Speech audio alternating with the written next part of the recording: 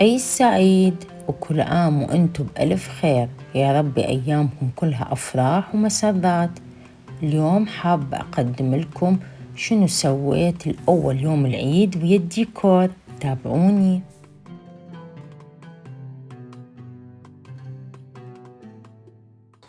عيد مبارك، كل عام وانتم بألف خير.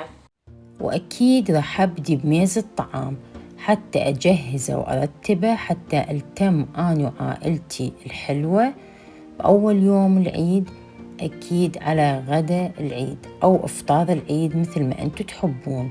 شوفوا وياي التفاصيل اللي سويتها، حتستمتعون أكيد ويا الديكور اللي أكثر من رائع.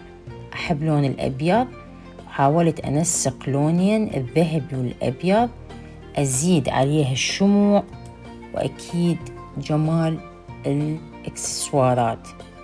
أول ما بديت بالصحون رتبتها والكاسات، وبعدها نوعين من أنواع الكؤوس، الجلاس الشفافة، لازم نوعين وشكلين حتى تقدمون بيه العصير والمي. إضافة لذلك ما ننسى نرتب الورود البيضاء اللي خليتها على المائدة، وأكيد الشمعدانات، وصار منظر الميز يجنن. شوفوا جماله. وأكيد الصالة زينتها بديكور ملائم جدا لأول أيام العيد، وممكن هذا الديكور تستخدموه برمضان.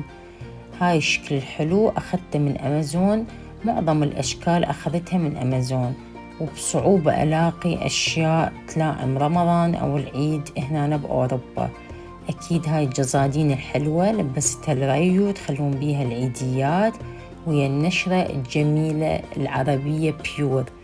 الأشكال الحلوة، الجامع والقبة والجمل والنخيل تجنن.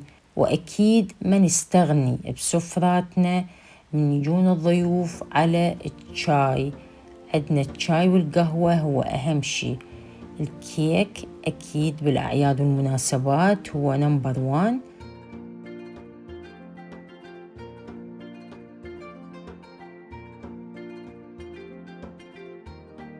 أضاف لذلك الشوكولات والحلويات والشوكولاتات ويا قهوتنا العربية.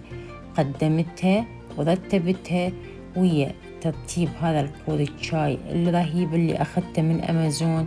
شكله روعة روعة روعة جدا، عجبني. لازم نزين بالفوانيس، فوانيس برمضان وفوانيس بالعيد. أخذت تشكيلات من الفوانيس اللي أخذتها من أمازون، فوانيس مغربية والفانوس هذا الشكل رهيب يجنن، لون ذهبي عجبني جدا.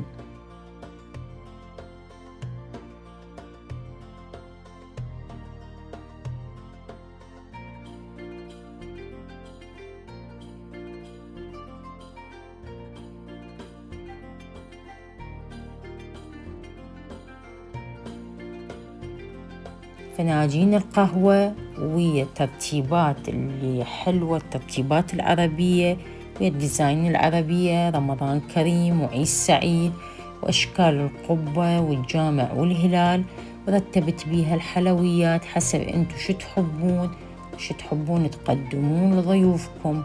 سويت لكم شي تجريبي أو شي مبدئي حتى أراويكم ممكن انتو شو تخلون بيه، بقلاوة، كنافة، حلاوة شعرية. التمر ما نستغنى عنه ضمن الحلويات، والشوكولات أكيد والمسقول، وهاي الأمور الحلوة اللي إحنا نقدمها دائما بالأعياد والمناسبات.